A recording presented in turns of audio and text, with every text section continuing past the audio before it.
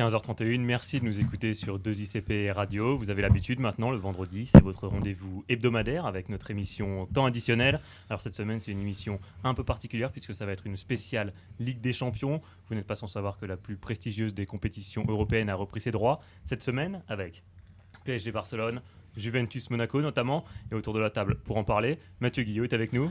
Oui, bonjour à tous. Ça va ? Parfait, hein. Enfin après ces défaites. Ouais, bon, c'est comme ça. Hein. Antoine Berthaud est avec nous également. Salut à tous. Ça va ? Ça va. Maxime Lalo aussi. Bonjour tout le monde. Tout va bien ? Très bien, et vous ? Je crois que ça va. Et une Ola se prépare pour notre dernier chroniqueur, Maxime Adno. Bonjour tout le monde. Ça va ? Ça va, super. Nickel. Tout le monde est prêt ? C'est parti. Et alors c'est parti, on va pouvoir lancer le premier sujet. Et pour ouvrir notre émission spéciale Ligue des Champions, on va commencer avec le match de Monaco. Les Monégasques se déplaçaient au Juventus Stadium pour y affronter la Juve. Les joueurs de l'ASM se sont inclinés 1-0 grâce à un penalty transformé par Arturo Vidal à la 57e minute de jeu. Alors la question qui a beaucoup fait débat cette semaine, c'est penalty ou pas penalty, et si faute il y avait, est-ce qu'elle était commise à l'intérieur ou à l'extérieur de la surface ? Maxime, Adno, penalty ou pas penalty pour la Juve ? Pour moi, y a faute, mais comme vous l'avez dit, c'est en dehors de la surface. Il commence à tomber, le contact est en dehors de la surface, et ensuite il finit sa course, ça chute plutôt dans la surface. Donc pour moi, il y a faute, mais on peut éviter le penalty. Il faut dire aussi que ça se joue à quelques centimètres. Hein. L'arbitre il n'a pas la vision infinie. Enfin, il peut pas voir exactement ce qui s'est passé, et ça se joue tellement à peu de choses que moi il y a penalty de toute façon, que ce soit à 1 mètre de plus ou 1 mètre de moins. On peut pas dire. Je trouve pas que c'est en dehors de la moi, je surface. trouve que c'est sur la ligne et que c'est impossible à juger pour l'arbitre. C'est impossible dans la mesure où quand il se jette, à la fin, il se retrouve au milieu de la surface. Donc tu peux pas siffler faute. C'est difficile à juger, mais pour moi, il n'y a pas penalty. La faute, elle commence en dehors de la surface. Je dis pas que c'est effectivement l'arbitre est mal placé. C'est difficile à voir d'où il est. Par contre, si Et le 5e arbitre là-dedans. Oh là, le 5e ça arbitre. On sait tous qu'ils ne servent pas à grand-chose. C'est un pantin. C'est vrai, c'est un figurant. Tout à fait. Antoine, continue. Voilà, mais ceci dit, si l'arbitre a sifflé penalty, s'il siffle pas penalty justement, il peut aussi mettre un rouge, il est en position de dernier défenseur. Donc finalement, ça aurait été une double peine très compliquée. Non, mais s'il sifflait pas penalty. Voilà, parce que là il a sifflé penalty, il a mis juste un jaune. Pour un peu compenser quoi. Maxime, je pense qu'il a fait jusqu'au bout de son raisonnement, c'est-à-dire c'est exactement ce que dit Antoine. S'il siffle penalty, c'est-à-dire qu'il est en position de dernier défenseur. Le carton rouge voilà, mais il est mérité pour là il a fait preuve de psychologie justement l'arbitre. Il siffle penalty, il dit c'est pas la peine de mettre la double peine. Après je pense que ça aurait pas été un scandale qu'il ne siffle soit penalty soit coup franc. Ou alors est-ce qu'il siffle rien du tout ? Parce qu'il y a pas, c'est pas une faute énorme non plus. Hein. Il y a faute quand même. Moi je trouve malheureusement, pas. il regarde le ballon, mais les jambes. Je reviens juste sur ce que tu disais, Mathieu, tout à l'heure, que c'était difficile pour l'arbitre de juger. Donc, dans le bénéfice du doute, un petit peu, dans le doute, il a quand même accordé penalty. Est-ce que c'est parce que c'est la Juve, c'est parce qu'il jouait une plus petite équipe, parce qu'il jouait à domicile ? Non, il y a pas de. Il y a souvent les arbitres privilégient souvent l'attaque. Ouais. Souvent, ça revient les arbitres. Donc dans le doute, vaut mieux siffler penalty. Là, dans le doute, il n'y a pas de doute, ça va tellement vite que. Oui, donc justement. Non, surtout que le contexte n'a pas. Ok, la Juve avait beaucoup dominé, on la sentait capable de marquer à tout moment, mais je pense pas que l'arbitre a été influencé par le fait que la Juve n'arrivait pas à marquer et que sur cette petite occasion, l'arbitre n'a pas hésité une seule seconde, c'est pas possible. Penalty ou pas, la Juve mérite tout de même sa victoire vu la physionomie du match. Et 1-0. Moi, je trouve pas. Il y a peut-être une action quand même qui peut tout changer. C'est le penalty pas sifflé à Martial sur une faute de Marquisio, si je dis pas de bêtises dans la surface. Elle est Chiellini, minuscule. C'est Chiellini, pardon. Ouais. Pas péno. Non, pas péno. Chiellini, il est plus costaud que Martial. Il est devant. Donc après, il utilise juste son corps pour protéger le ballon. C'est juste que Martial a trop voulu jouer la faute. Quoi. Ouais, il s'est jeté dès qu'il a senti une force derrière lui. Je pense que s'il a été un peu plus au combat, peut-être que en continuant l'action, peut-être que ça aurait changé quelque chose. En termes de vitesse, surtout que Martial mange littéralement Chiellini, donc je comprends pas. C'est vrai qu'il a préféré aller au physique qu'à la vitesse, donc non, un mauvais choix de la part de Martial. Il y a aussi une très très bonne action, en 10e minute à peu près, je crois, c'est Carrasco qui la rate pour Monaco. On l'écoute. Moi-même, j'ai eu l'occasion au début du match que je crois que j'aurais pu faire mieux, mais voilà, ça arrive de rater une occasion et j'espère qu'à domicile, je pourrai marquer un but. Tout le monde est confiant, après tout le monde veut se qualifier et tout le monde veut gagner ce match-là. Après, on sait que ça va être difficile et que contre une équipe italienne, ils défendent bien et que ça va être compliqué de marquer. Cette action ratée face à Buffon, est-ce qu'on peut parler de tournant du match ou pas? Dès la 10e minute, est-ce que ça change la physionomie du match s'il y a but? Oui, j'imagine, mais est-ce que c'est un tournant ou pas, Mathieu? Surtout qu'en fait, Monaco, on est très habitué à les voir marquer sur les peu d'occasions qu'ils ont.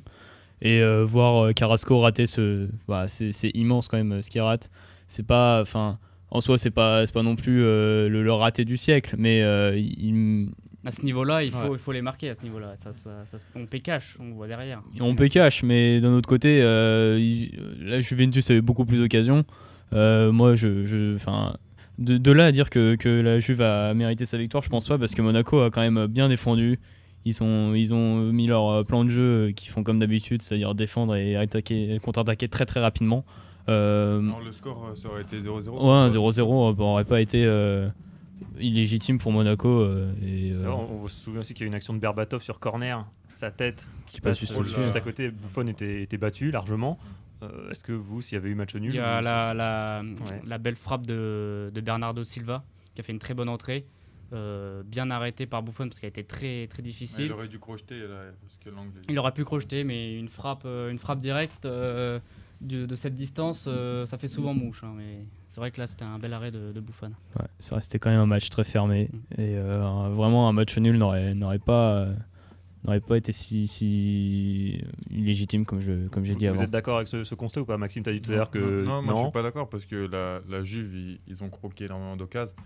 Morata au début qui envoie une balle en dehors du stade. Vidal il envoie une frappe au parking. Ouais. Et aussi Tevez quand il est en repose de volée, finalement ça se transforme en passe sur Subasic. Donc, non, je pense que... Moi je suis plutôt d'accord avec Maxime aussi. Je pense que la Juve mérite sa victoire. Monaco est resté quand même assez discret. Bon, c'était à l'extérieur, ils jouent souvent comme ça. Mais finalement, la Juve a eu pas mal d'occasions. Donc si elle a pas mal d'occasions, c'est qu'elle a dominé. C'est pas, en plus, c'est une victoire 1-0, quoi. C'est pas une... Je veux dire, tout reste possible pour le retour, quoi. Justement, on va se projeter un petit peu sur le match retour. Vous êtes l'entraîneur de Monaco, Leonardo Jardim. Qu'est-ce que vous changez par rapport au match aller pour espérer vous qualifier? Maxime? Ne plus trop jouer, ne plus trop tenter la chance de marquer un but sur contre-attaque ou coup de pied arrêté. Essayer vraiment de poser le ballon. Ils ont des joueurs pour le faire. Ils ont des ailes qui peuvent mettre en difficulté les défenseurs de la Juventus. Donc avec des Moutinho, des Kondogbia qui a été, je trouve, très excellent bon, encore très bon, mardi soir. Plus poser leur jeu, je pense, que de jouer en contre-attaque. On va aussi espérer un retour de Jérémy Toulalan, quand même, qui fait beaucoup de bien dans le milieu de Monaco. Et il y a aussi une stat intéressante, Monaco, ils pourront se dire qu'ils ont trouvé le chemin défilé 19 fois sur leurs 22 derniers matchs européens à domicile. Donc dans la mesure où ils font mettre qu'un seul à la Juventus et qu'ils ont une défense quand même plutôt intéressante, le match retour reste à la portée de l'AS Monaco, je trouve. Moi j'aimerais bien voir aussi Berbatov d'entrée. Ah, voilà, parce que de toute façon la Juve là, le bloc va être assez bas normalement. Ils vont faire un peu le jeu de Monaco, ils vont jouer en contre.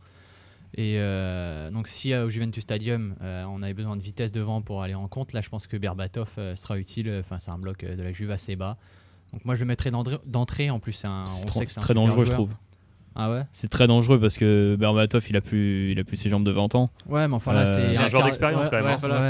C'est peut-être un joueur d'expérience, mais dans la mesure où il peut jouer qu'une demi-heure, un joueur d'expérience moi je suis désolé, hein, quand je le vois dans les matchs de Ligue 1, je trouve pas il est pas fringant le mec, hein, c'est normal. Enfin dans les matchs de Ligue 1, on parle d'un quart de finale retour quand même.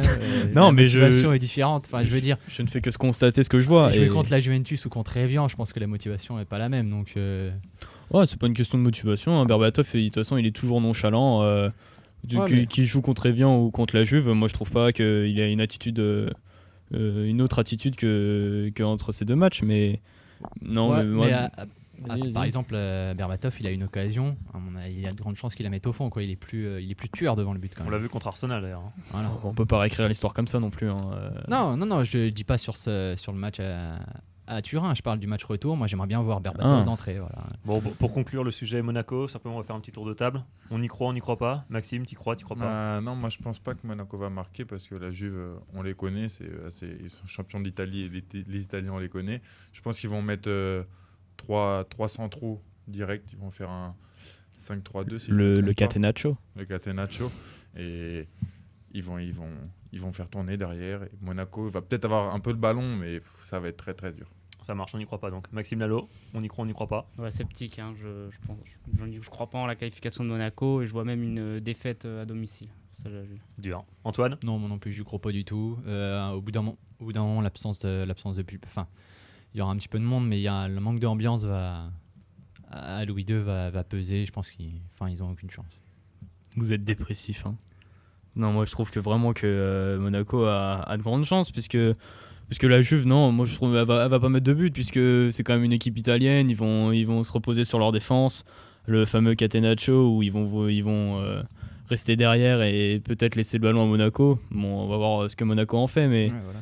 mais Monaco marque très très peu, surtout à Louis II. oui, mais il lui suffit de peu pour se qualifier pour le coup là. Moi je trouve. Encore une fois, c'est pas évident, c'est la Juve.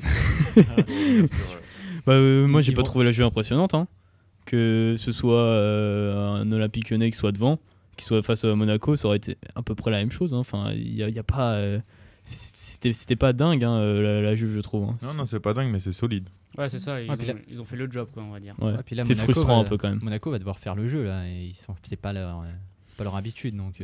Non, mais on va voir de quoi est capable le 11 de Jardim. Parfait. Partagé donc. Bon bah écoutez, on va refermer cette page Monaco et on va passer au deuxième thème qui intéresse les Français, le Paris Saint-Germain. Allez, c'est parti. Donc le PSG, vous le savez, accueillait mercredi le FC Barcelone. C'était au Parc des Princes. Les Parisiens se sont lourdement inclinés chez eux, 3-1 contre le FC Barcelone. Alors la question, elle est simple. Est-ce que Paris est déjà condamné à être éliminé pour une 3e année consécutive en quart de finale de la Ligue des Champions? Maxime? C'est encore un plus pire constat que Monaco. Monaco, on dit qu'ils n'ont pas trop de chance. Alors là, Paris, laissez tomber. Marquer 3 buts au Camp Nou, je pense que dans l'histoire, il y a très très peu d'équipes qui l'ont fait. À part Metz à l'époque, 4. Donc, même si on a le retour de beaucoup de joueurs comme Verratti, Ibra, peut-être Mota, Sylvain, on ne sait pas encore ce qu'il a vraiment. Mais si on en marque 3, ils vont nous en mettre 3 ou 4. Donc, moi, la qualification, c'est mort et archi mort pour moi. Déjà faudrait, pardon Thibaut, vas-y. mais peut-être qu'il faudrait déjà qu'il brasse dans les tribunes, hein, qu'il revienne des tribunes. Parce que ne pas forcer son joueur, entre guillemets, à venir voir un quart de finale de Ligue des Champions, je trouve ça incroyable, quoi. Bon, ok, Zlatan, c'est Dieu, apparemment. Mais pour autant, il faut qu'il soit là pour son équipe. Enfin, je sais pas, ça peut être un plus psychologique pour les joueurs de voir que toute une équipe, toute l'équipe est derrière elle. Moi, je trouve ça assez incroyable. Mais non, bah. On va peut-être pas résumer la défaite de Paris au fait que Zlatan n'est pas bien été sûr dans les que tribunes. non, bien sûr que non, mais ça montre quand même une certaine vision des choses de la part d'Ibra. Je trouve ça très dommage. Alors que simplement, non, désolé, je te coupe. Naofel Benbouzid nous a rejoint autour de la table. Bonjour. Bonjour, ça va? Ça va très bien, merci. T'as très envie de parler du Paris Saint-Germain, j'ai l'impression. Ah oui. Alors Paris condamné ou pas? Ah ouais, elle est condamnée. Le match aller, franchement, c'était n'importe quoi. Ah oui? C'était vraiment n'importe quoi. On voyait un Cavani. Pour moi, c'était un joueur de niveau national. On va en parler après de Cavani. Je te coupe un instant. On a Maxwell qui s'est exprimé à l'issue du match. Il parle justement d'un PSG qui jouait pas comme d'habitude. On l'écoute. Très dur, on a payé très cher les erreurs qu'on a commis. On n'a été pas équilibré, pas forcément organisé. Avec le cœur on a fait, mais sans organisation, et on a payé cher contre une équipe qui est bien organisée. Ils ont des attaquants très vite, très durs de marquer. On manquait de jouer avec l'équilibre, de jouer ensemble comme une équipe. On était trop loin un de l'autre et on a payé cher. Comment est-ce que vous expliquez que le PSG est déjoué à ce point, Mathieu? Dans la mesure où il manque 5 grands titulaires au Paris Saint-Germain, je vois pas comment le PSG peut jouer son jeu habituel. C'est absolument normal que quand on a Rabiot et Cabay qui sont totalement fait bouffer dans le milieu, tu peux pas construire une attaque plausible, quoi. C'est impossible. C'est vrai que le PSG qui est la grande force, le milieu du Paris Saint-Germain qui est une grande force normalement avec Verratti, Mota, Matuidi. Très complémentaire, bien sûr. On l'a quasiment pas vu. Naofel. Moi, je suis pas du tout d'accord avec Mathieu. Je suis d'accord en soi qui dit que Rabiot il s'est fait bouffer, ça c'est vrai. Maintenant, je pense que Kaba il revient de blessure. Je suis pas sûr que ça a été le plus mauvais en plus, Rabiot. C'est lui qui donne le premier but au Barça quand même. Bon, le premier but. C'est lui qui perd le ballon, il retourne pas en défense. Erreur de jeunesse, ouais. Ouais, mais je pense que quand t'es vraiment jeune, tu joues en quart de finale, il y a des erreurs à pas commettre. Je pense que c'est lui qui fait tomber pour le premier but. Et après, le Barça, on connaît, hein, c'est 1-0, 2-0, 3-0. Ils ont déroulé. Hein. Après, ils ont déroulé. On est tombé sur un Suarez incroyable. On est tombé sur Neymar, Suarez et Messi, absolument fou. Ouais, alors qu'au contraire, à Paris, voilà, quoi, c'était pas une attaque pour moi. Non, mais surtout, moi, je trouve que Laurent Blanc a fait, mais c'était une catastrophe. Hein. On a l'impression qu'il faisait un Tetris pendant le match. Il essayait de combler des vides, comme quand Thiago Silva s'est blessé. Le mec, il fait rentrer David Luiz. Alors, si David Luiz, il peut jouer... Qu'est-ce qu'il allait faire ? Faire rentrer Camara ? Bah pourquoi pas. Il y avait qui sur... Je préfère avoir un joueur à 100% plutôt qu'un joueur à 20%. Enfin, je suis désolé. David Luiz, catastrophique quand même. Le mec, il avait mis les tongs et il se baladait sur le terrain, quoi. Il a pris deux petits ponts, quoi. Voilà. Ouais, deux petits ponts. Juste, je voulais dire quelque chose, par exemple, pour David Luiz.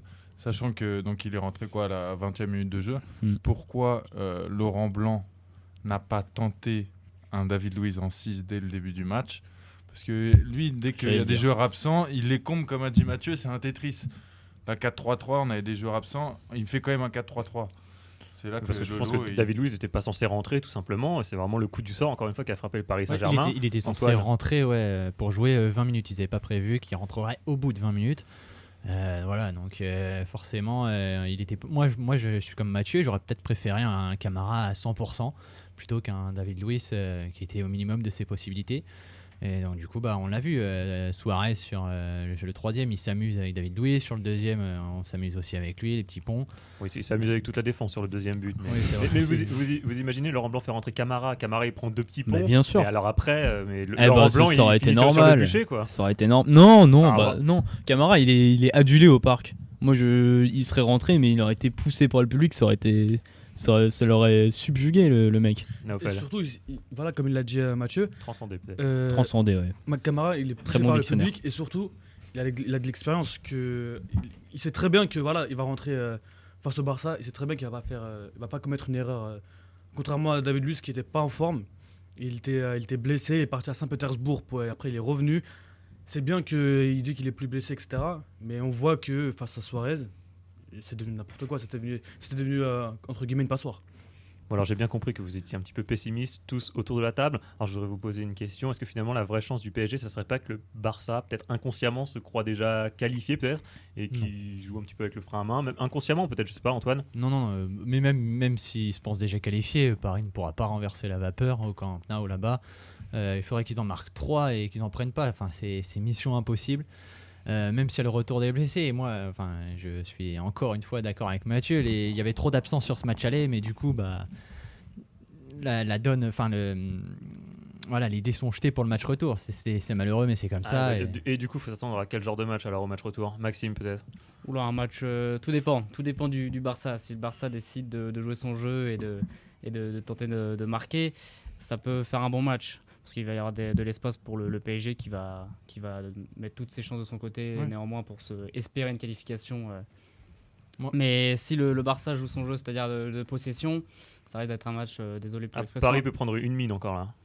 Pas prendre une mine, mais prendre 1 ou 2-0, je ne choquerai pas. Je pense pas. Je pense qu'au retour, Laurent Blanc il va bien aligner ses attaquants. Je pense que Cavani, par exemple, il va bien se faire remonter les bretelles par Laurent Blanc. Et j'espère bien parce que ça devient n'importe quoi. Ça fait plusieurs fois qu'il se fait remonter les bretelles et pourtant. De toute façon, on l'avait dit, il va partir cet été. Hein. Il est plus dans le projet du PSG. J'ai l'impression. Non mais d'accord, on l'avait dit qu'il parte ou qu'il parte pas.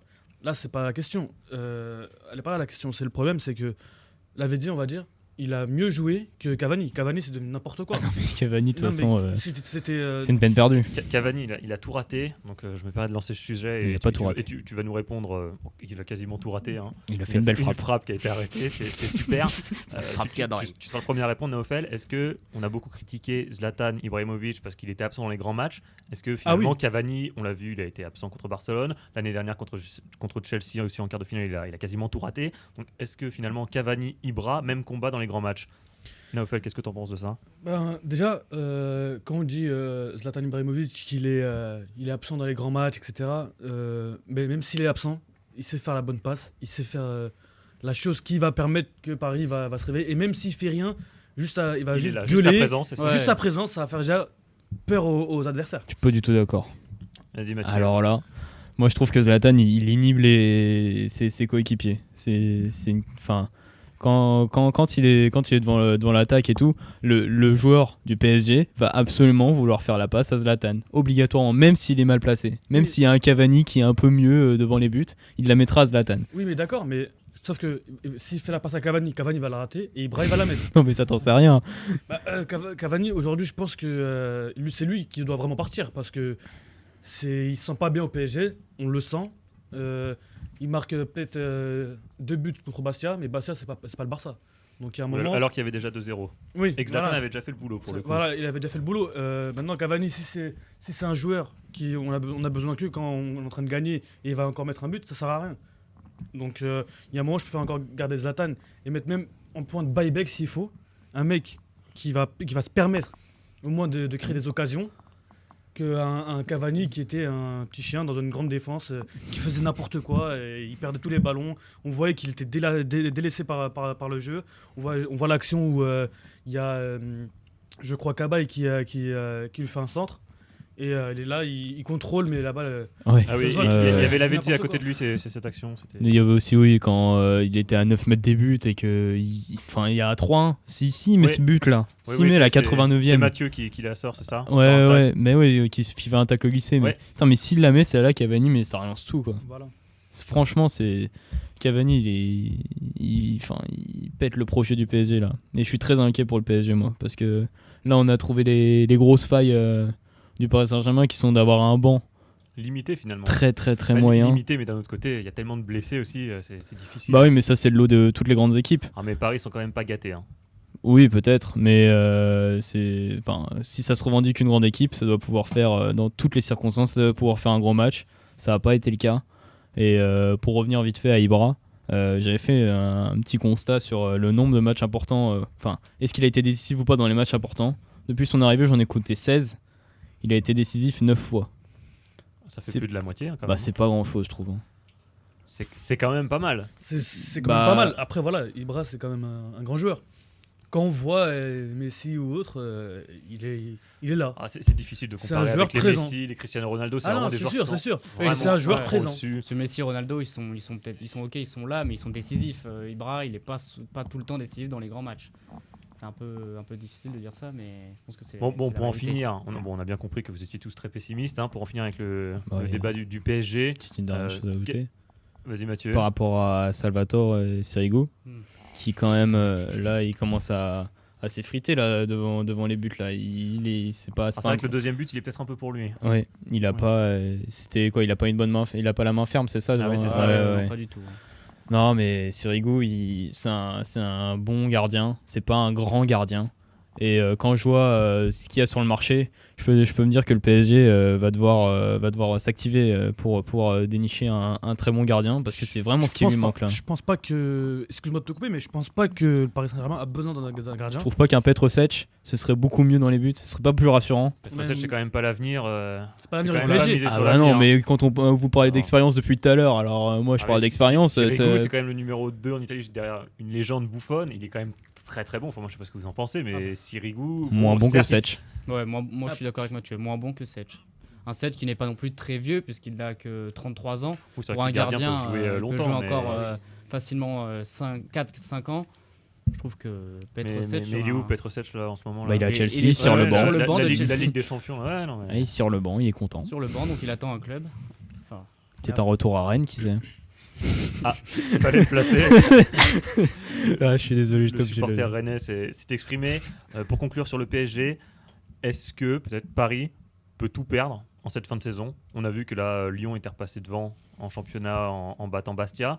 Est-ce que cette élimination probable en quart de finale de la Ligue des Champions peut plomber le PSG ou pas? Je sais pas, qu'est-ce que vous pensez, Antoine? Pour moi, ça dépendra du match retour. Parce que là, il y avait beaucoup d'absents. Si Paris fait un bon match face au Barça, je pense qu'ils vont quand même être éliminés. Mais s'ils font un bon match, au niveau de la confiance, ça va leur donner un plus. Et je pense qu'ils pourront quand même terminer la saison sur les chapeaux de roue.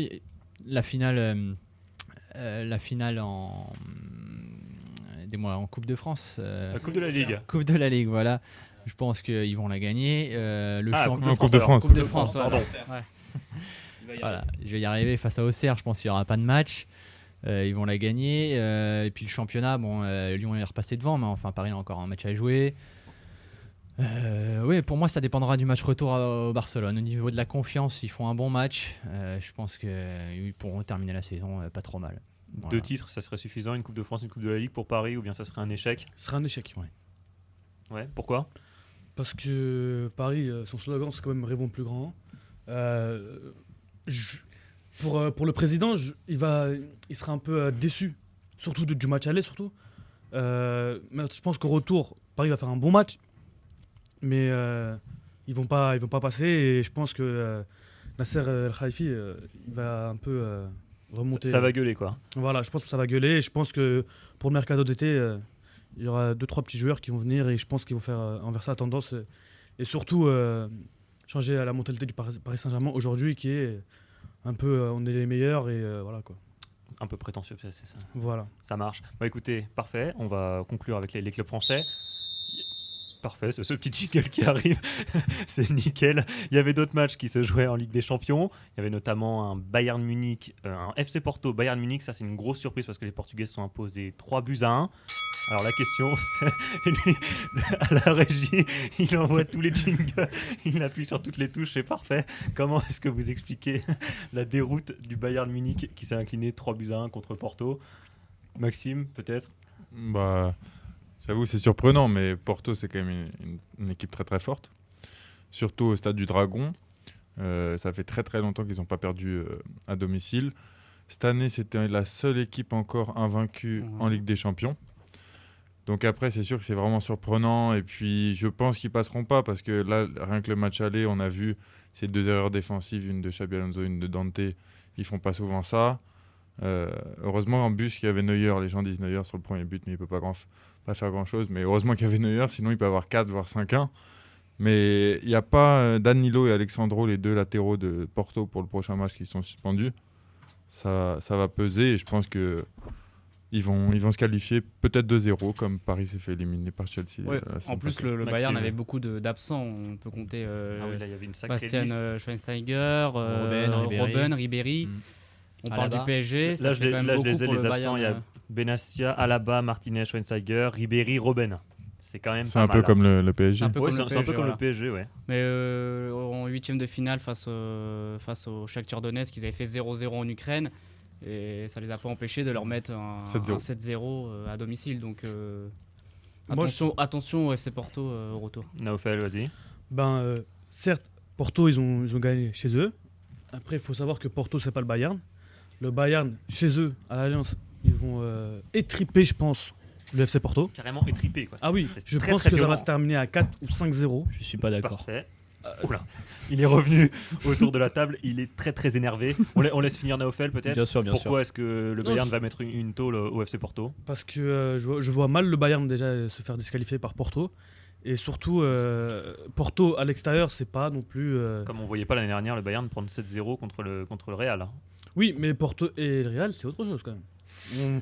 C'est quand même le petit contre le grand. Là, c'est Bayern, c'est vrai qu'ils se sont fait surprendre à l'aller. Bien qu'ils ont eu beaucoup de joueurs blessés ou suspendus. Mais je pense qu'au retour, si ces joueurs reviennent, ils vont revenir en force. Donc un peu de suffisance peut-être du côté du Bayern. Et en plus la malchance des blessés. Mathieu, qu'est-ce que tu en penses? T'étais pas Moi, d'accord? je pense pas. Le FC Porto, c'est quand même une très bonne équipe. On l'a vu sur ce match. Ils vont pas laisser passer leur chance parce que là, c'est quand même une possibilité très grande d'aller en demi-finale de Ligue des Champions. mais les joueurs vont être transcendés. Ils vont y arriver, je pense. Je vois pas le Bayern. Enfin, le Bayern, ok, il leur manque il y a des absents, mais encore une fois, c'est comme le PSG. On peut y revenir un tout petit peu. Ils ont pas un banc exceptionnel. Je sais pas si Robben, déjà Ribéry il reviendra pas pour la semaine prochaine. Robben peut-être, mais je pense pas qu'un joueur va faire toute la différence, même si Robben c'est un très très très grand joueur.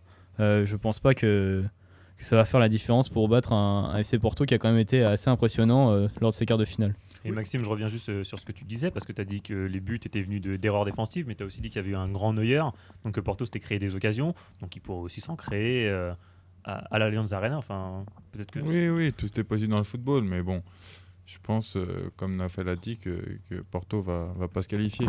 Mais juste, j'avais une question à vous poser, parce que moi, j'y crois, ça fait peut-être... depuis Cavani est pas bien au PSG, Jackson Martinez au PSG. Pour moi, ce serait une bonne affaire, parce que c'est un très bon joueur. Après, je ne connais pas son prix, je ne sais pas ce que vous en pensez. Ouais, c'est ça le gros problème, c'est qu'au FC Porto, il y a un gros problème au niveau des transferts. Ouais, les clauses de contrat qui sont entre différentes entreprises. C'est très bizarre leur truc. On a vu avec Mangala. Ouais, Mangala, faut le payer 40 millions, alors qu'au final, c'est pas un crack.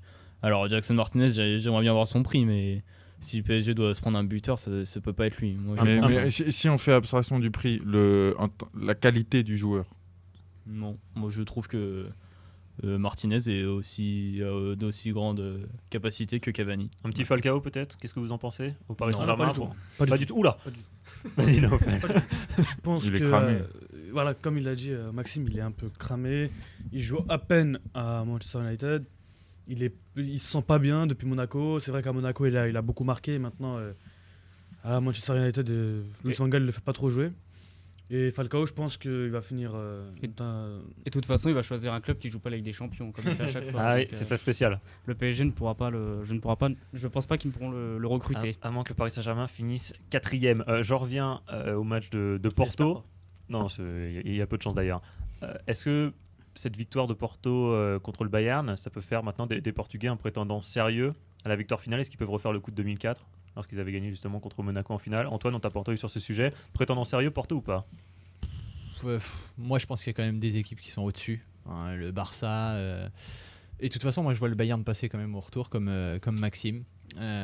Donc, le Bayern, pour moi, ils vont passer. Il y a le Barça qui est au-dessus. Le Real, ils reviennent bien aussi. Donc, non, je pense que la marche est un petit peu trop haute. Maintenant, oui, ils ont été impressionnants, mais non, ça suffira pas pour en faire le prétendant à la victoire finale. Donc ici autour de la table, tout le monde est d'accord pour dire que Porto ne va pas se qualifier, c'est bien ça? Si, moi je suis... Ah, bah voilà Maxime. Si, je rejoins un peu Mathieu. Pourquoi pas 3-1, il faudrait marquer 2 buts pour le Bayern. Prendre, ouais. Et ne pas en prendre. Imaginons Porto en mettre au moins au Bayern et tout est possible. Nofel? Moi je rejoins Maxime et Antoine. Je pense que, comme j'ai dit tout à l'heure, le Bayern va exploser chez eux. Et ils ont aussi les supporters qui vont être derrière eux. Je pense que ça va être vraiment le 12e homme. Je pense vraiment que Porto sera inefficace face à une équipe. Parfait. Eh ben, écoutez, réponse mardi prochain. On va passer au dernier thème parce qu'il restait encore un match. C'est celui du Real Madrid. Vous savez, il y avait un derby madrilène très très chaud. C'était à Vicente Calderón, le stade de l'Atlético. C'était vraiment un gros match. Atlético Madrid contre le Real Madrid. Ça a fini en 0-0, un match très très fort en intensité. La question c'est, est-ce que le Real Madrid a fait le plus dur en ne perdant pas à l'Atlético Madrid? Maxime? Moi, si j'étais le Real Madrid et Carlo Ancelotti, j'aurais des regrets. Parce qu'ils ont eu énormément d'occasions comparé à l'Atlético. Mais il y avait un très bon gardien, le jeune Oblak, qui d'ailleurs devient titulaire à la place de Moya. Mais non, j'aurais des regrets parce que moi, je ne vois pas le Real se qualifier. Ah oui? Je ne vois pas le Real se qualifier à Santiago. Je sens bien un coup de l'Atlético avec un petit plan de Diego Simeone. Et puis sur les dernières saisons, l'Atlético, dans la plupart des matchs contre le Real, ils gagnent, ou ils les font vraiment, ils les embêtent vraiment. L'Atlético reste sur 7 matchs sans défaite face au Real Madrid. Donc la dernière défaite de l'Atlético, c'était en finale de la Ligue des Champions, le 4-1. Là. C'est peut-être l'heure aussi de casser cette spirale. Hein. Parce que là, quand même, on a vu le Real très très au-dessus de l'Atlético. Bon, l'Atlético, c'est un jeu un peu à la Monégasque, mais en beaucoup plus de pression. Intense, ouais. Ouais, beaucoup plus intense. Mais j'ai peur que les joueurs commencent à se lasser de ce jeu. Ça commence à se voir, je pense. L'Atlético n'est plus aussi impressionnant que l'année dernière. Et le Real, quand même, c'est très très fort. Et je pense, Oblak qui va réaliser le même match la semaine prochaine, ça paraît ça paraît pas possible pour moi. Maxime, tu voulais ajouter quelque chose? Ce que je disais, oui, on se rappelle du 8e de finale. Si mes souvenirs sont bons, Schalke allait gagner au Santiago Bernabéu 4-3. C'est ça, 4-3. Donc c'est Schalke, et je pense que l'Atlético est meilleur que Schalke, même si maintenant il y a Modric qui est revenu, il y a Rames, tout ça. Mais le Real, ils ont gagné avec des champions l'année dernière, et c'est très rare qu'une équipe gagne 2 fois d'affilée, même si on n'est qu'en quart. Je vois l'Atlético passer. Vous en pensez quoi, Naofel, peut-être? Ou Alors, Maxime alors moi, je suis pas du tout d'accord avec Maxime. Il est jamais d'accord, lui. Parce que moi, je pense vraiment que le Real, chez eux, ils vont gagner. J'ai vu, franchement, la première mi-temps du Real, elle était juste incroyable. C'est vrai que Oblak était énorme. Alors que là, c'est à l'extérieur. Alors que je pense que chez eux, vraiment, le Real va finir à 1 ou 2-0. Finir à 1 ou 2-0. L'Atlético, c'est vrai, je rejoins Mathieu dessus. C'est vrai qu'ils font plus vraiment peur. C'est vrai que la tactique, elle commence un peu. Les joueurs, ça voit qu'ils commencent un peu à se lasser. Et on voit que même après le match, Benzema s'est exprimé sur ce match et il a dit qu'il aurait pu marquer plusieurs buts. Ah oui, ça c'est sûr. Avec Gareth Bale notamment. Gareth Bale, c'est un peu le Cavani du Real Madrid. Hein. Ah oui. Lui, il en met pas une. Hein. On peut pas dire ça non plus. Non, c'est pas vraiment le même poste, mais bon. Non, mais c'est pas le même joueur non plus. Il en met pas une, quoi. Oblak devant lui, t'as vu les frappes qu'il fait quand même dans ce match, c'est quand même très intéressant. C'est juste qu'il y avait un mur ce soir-là. Après, c'est quand même, on peut dire que c'était une très belle opposition de style qui va se reproduire mercredi prochain, entre une fluidité de jeu magnifique du Real qui va bien s'en sortir à Santiago, et l'Atlético très courageuse, qui va réaliser un bon match, mais ils peuvent pas s'en sortir là, c'est pas possible. Mais juste pour revenir sur Gareth Bale, il y a un gros problème Bale au Real. Pas qu'il soit mauvais, mais déjà il est pris en grippe par les supporters. Annoncé à Manchester. Et par ses propres coéquipiers aussi. Hein. On le voit un peu avec Cristiano et Benzema. Parce qu'il n'est pas très bon, sûrement. Quand même, pour un joueur qui a coûté 100 millions, c'est quand même très décevant. Oui, mais bon, ça c'est les prix. Ils y peuvent rien, les joueurs. On leur propose on donne un prix, c'est des clubs. D'ailleurs, il a déclaré que Bale, il aurait pu venir pour 1 euro symbolique. Qui a dit ça? Gareth Bale. Il a dit qu'il aurait pu venir au Real même pour 1 euro maintenant. Je pense pas sûr que Tottenham aurait accepté. Ça, voilà, c'est sûr. Ça aurait pas été une grosse plus-value. Je pense que Gareth Bale, c'est pas qu'il est mauvais ou quoi que ce soit, mais je pense qu'il est plus nonchalant. Je pense plus que c'est un joueur où il va faire un bon match et après il va faire un mauvais match et après il va refaire un bon match. Et ça, au Real, je pense que ça pardonne pas. Il faut vraiment qu'il soit rigoureux et régulier. Vous commencez quand même à remettre en question le talent de Gareth Bale. Hein. Non, j'ai l'impression. Moi, j'ai dit qu'il était très bon, juste qu'il était pris en grippe. Il y a un problème parce que les gens l'aiment pas et c'est dur de jouer quand t'es pas aimé. T'es pas en confiance. Talent, il est incontestable. Simplement, je pense qu'il est pas à la hauteur d'un Cristiano Ronaldo, c'est sûr, mais même d'un Benzema qui est beaucoup plus influent sur le jeu. Sur le dernier match, là, il a pas été bon. Hein. Non, mais on part sur la saison en général. Tu t'es dit, Maxime? Benzema, il est énorme au Real. Tu trouves? Non, sur le match contre Atletico, effectivement, il est efficace, inexistant, mais au même titre que Griezmann, par exemple, ou que Mandzukic. Il est pas assez égoïste. Juste Benzema au Real. Il est très altruiste. Devant les buts, il va faire la passe à Cristiano. Ça, c'est ce qui est pour ça embêtant. qu'il joue. Hein. Il choisit toujours la bonne solution, je pense. C'est vrai que Ronaldo attire beaucoup les ballons, mais en général, c'est parce qu'il est toujours bien placé. Enfin, pour moi, je pense que Ronaldo. En fait, c'est parce qu'il est pas très impressionnant, Benzema. C'est pour ça que moi, j'arrice pas à me dire que Benzema c'est le buteur qu'il faut au Real. Mais parce qu'il faut pas regarder que les feuilles de stats en fait. Bah oui, mais c'est ce que je viens de dire, c'est que c'est pour ça que Benzema joue, c'est parce que il donne les ballons aux grands joueurs qui sont Ronaldo ou Bale s'il est bien placé. Benzema très altruiste, mais vu que le Real peut tout s'offrir, je pense que il va pas avoir de souci à se faire puisqu'il est adulé là-bas. Mais ça pourrait être encore mieux au Real, je trouve. Parfait. Je ne sais pas si vous partagez ce constat. Qui est-ce qui pourrait être meilleur que Benzema à Madrid? Bon, on l'a bien vu, Maxime. Higuaín a été vendu par le Real, ils ont préféré garder Benzema, donc c'est quand même un signe fort. Chicharito, Bon, il a pas beaucoup de temps de jeu aussi. il n'a pas beaucoup de temps de jeu, mais bon, on pensait tout de suite que l'achat de Chicharito pourrait nuire. Bousculer la Bon, hiérarchie peut-être. Plus en remplaçant Benzema, Lux, hein, non. C'est un prêt. Ouais. Il Oui, repart. c'est un prêt, c'est un oui, prêt. mais après, je pense qu'il y a peut-être une option d'achat. On va partir au Mexique. Non, je pense que Benzema n'a pas besoin N'a de pas de s'inquiéter. n'a pas de souci à se faire. Non, c'est vrai, c'est Pour, vrai. pour conclure sur le sujet du Real, je voudrais vous poser une question. Peut-être que je m'avance un petit peu, je me projette, mais vous allez me recaler, c'est pas grave. Est-ce que si le Real Madrid est éliminé, tout en sachant qu'il y a Barcelone et Messi, donc ils vont certainement se qualifier, est-ce que Cristiano, en cas d'élimination du Real, pourrait déjà dire adieu au Ballon d'Or? Je sais pas ce que vous en pensez. Est-ce qu'on se projette un peu trop loin? Parce qu'on rappelle quand même que le Real est éliminé de la Coupe du Roi, alors que Barça est en finale et le Real est deuxième en Liga. Alors Ballon d'Or perdu ou T'es pas visionnaire déjà? là quand même. Hein. Ah bah oui, Parce que quand même il y a Messi, je sais plus en quelle année, je vais pas dire de bêtises, mais il avait rien gagné et 2010. Il a gagné le Ballon d'Or. il a soulevé le Ballon d'Or. Après Ronaldo est moins fringant que l'année dernière où il a été exceptionnel. Mais là on Et peut pas surtout- mettre en question le Ballon d'Or pour l'instant. C'est Surtout pas que cette possible. année, il y a la Copa il y a América. la Copa América qui va mettre en avant Messi, Neymar, des garçons comme ça. Donc, bon, on va pas parler du Ballon d'Or, mais Ronaldo, il l'aura pas parce qu'il est moins bon que Messi Ah, sur donc- cette période. Ah. Sur cette période. Donc on en C'est parle un surtout peu, que les supporters madrilènes, ils commencent un peu à comment dire, à ne pas aimer, on va dire, Ronaldo. Il commence à avoir beaucoup de problèmes avec les supporters et Ça, je Alors sais pas. ça se discute hein, parce qu'il marque quand même à tous les matchs. oui, non, d'accord, mais les supporters, ils commencent un peu à luer, ça dépend. Ils commencent à avoir des petits problèmes avec les supporters, alors que Lionel Messi, il a aucun problème avec les supporters et il fait son travail bien comme il faut. Maxime, peut-être un petit mot sur là-dessus. Ouais, non, je vais pas m'aventurer sur ce terrain un peu glissant là. Si Cette Dieu. question de Ronaldo est-il aimé ou pas par ses supporters, je pense pas, parce qu'au vu de ses statistiques, on peut rien lui reprocher, je pense. Hein. Un peu comme Messi à Barcelone. Surtout qu'il y a très peu de clubs qui vont vouloir Ronaldo. Non, vraiment. Vraiment, Ronaldo, c'est pas un problème, mais Faut savoir le gérer, il je influe tellement dans l'équipe. Voilà, faut vraiment savoir le gérer.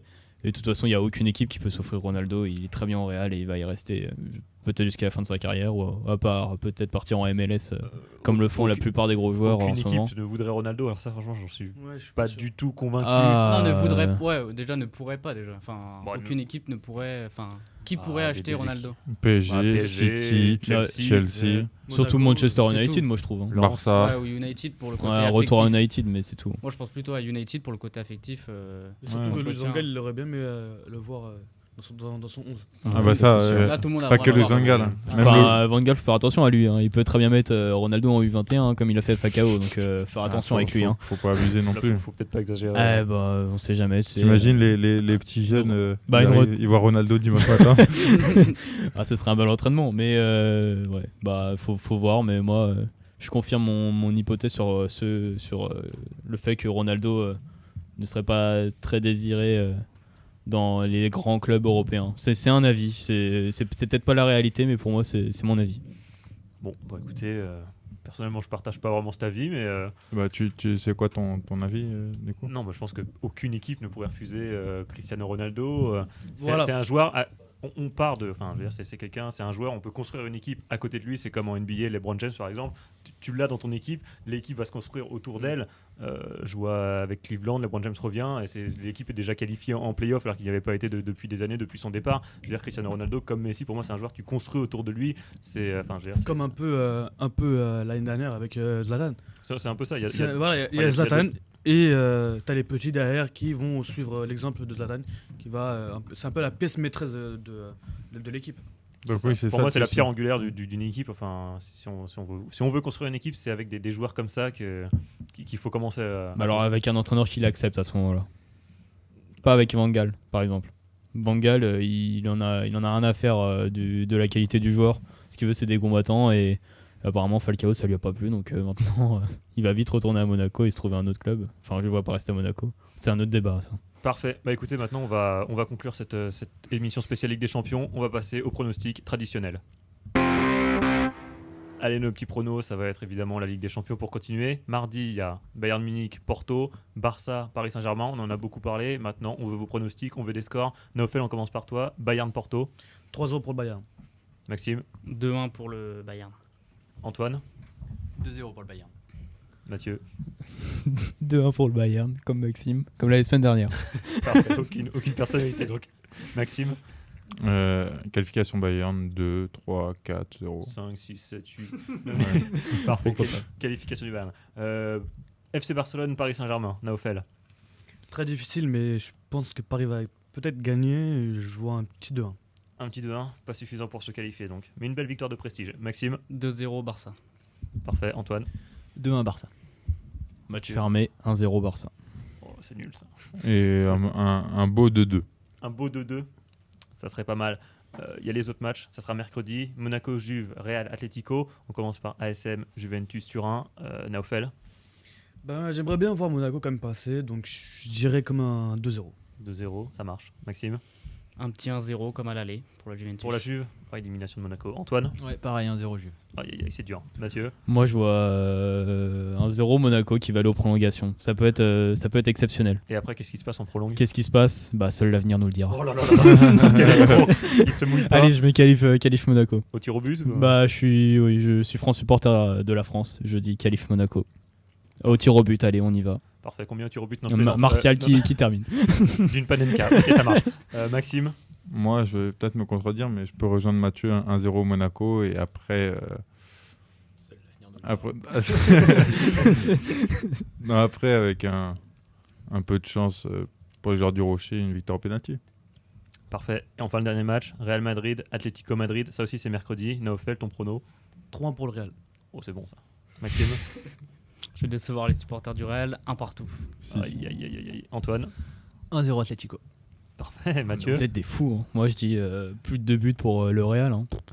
2-3-0. Donc tu me rejoins un peu, quoi. Ouais, je dis 3-0. 3-0, triplé de Cristiano Ronaldo. Pour bien terminer ce match aller-retour. Un triplé de Gareth Bale même. Allez. Juste pour moi. Maxime. Si j'ai le droit de dire deux scores 1-1 ou 2-2 et 0 but de Ronaldo. Aïe, aïe, aïe. Donc, élimination du Real. Alors, est-ce qu'on va faire un incroyable pronostic juste pour faire semblant, pour faire croire qu'on a parlé d'autre chose que du foot? Vous savez qu'il y a un énorme match de boxe là qui arrive. Ouais, c'est le 2 Mayweather mai. contre Pacquiao. C'est le 2 mai. Est-ce que je sais que vous êtes des experts de boxe. Alors, on s'en fiche. On débat pas juste Mayweather ou Pacquiao. Ah bah moi je suis Manny Pacquiao parce que Floyd, je l'aime pas. Parfait. Tout simplement. C'est nickel. T'as le seum, il a trop de Bugatti. On va pas plus loin. Trop d'oseille. Maxime. Pardon. Pacquiao. Pac-Man. Allez, Pac-Man. C'est bon. C'est son surnom. C'est pas moi qui l'invente. Pas de maille. Pas de private joke à l'antenne. Antoine. Mayweather, parce que Pacquiao, là, c'est trop dur à dire, je crois. Ah, ok, ça marche. KO Mayweather, j'en sais rien. Pour le fun. Nickel. Maxime. Et moi, pas pour le fun, KO Mayweather, parce que c'est un champion. Et pourquoi ça? Pourquoi ça? Parce que c'est un champion. Parce que c'est un champion. Oui, mais je pense que, tu sais, quand on voit que, par exemple, on est trop attendu, quand ce boxeur-là, il est vraiment attendu par tout le monde. Il y a eu des paris, il y a eu le rappeur 50 Cent qui a misé $1 million sur lui. Mais c'est pas la première fois qu'il fait un combat de cette envergure. D'accord, mais l'outsider, c'est un peu Pacquiao, et Pacquiao, pourquoi pas? Ça, c'est vrai. C'est un peu l'outsider, Mayweather est est favori. de son côté, et je pense qu'il peut gagner face à lui. Ouais, bah, on verra le 2 mai, c'est sur Las Vegas, non? Tout à fait, c'est à Las Vegas, Caesar Palace. Yeah, right. Bon, on va peut-être pas s'étendre sur ce sujet parce que je sais qu'il y a des grands experts. Bah, écoutez, merci de nous avoir suivis. C'est la fin pour nous. Je sais pas quand est-ce qu'on se retrouve parce que nous, c'est les vacances. Vous aussi, j'espère que vous allez y aller très bientôt. Vous allez partir à la mer ou à la montagne. Nous, on va se retrouver normalement dans 3 semaines pour reparler peut-être Ligue des Champions, ou foot. Dans quelques semaines avec aucun club en Ligue des Champions, peut-être. Bah, malheureusement, ouais. Ou avec et notre bonne vieille Ligue 1 qui continue. Ou avec les deux, ouais. Et avec Porto aussi et le Real Madrid. Bon, bah écoutez, merci à tous de nous avoir suivis. Bonnes vacances à tous. Puis on se retrouve dans 3 semaines, 4 semaines, un mois, j'en sais rien du tout. À plus, ciao, bye.